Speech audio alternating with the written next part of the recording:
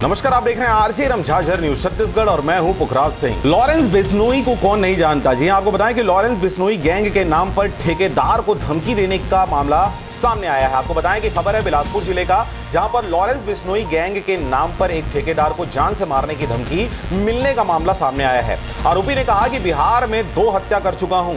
Lawrence ने 40 लाख रुपए खर्च कर मुझे जेल से छुड़ाया है। पुलिस ने आरोपी को गिरफ्तार कर लिया है। आपको बताएं कि मामला है मस्तूरी क्षेत्र का।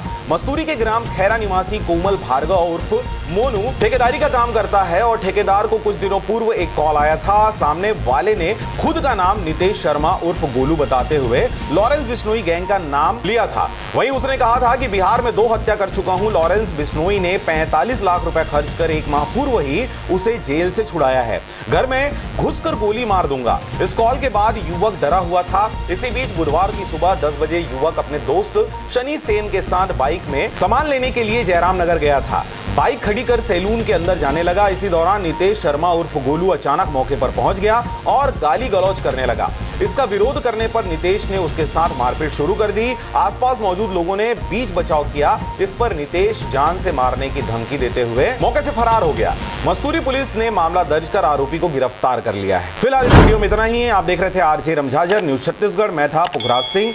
चैनल को अभी तक आपने सब्सक्राइब नहीं किया तो कृपया चैनल को सब्सक्राइब करें। खबरों को ज्यादा से ज्यादा शेयर करें।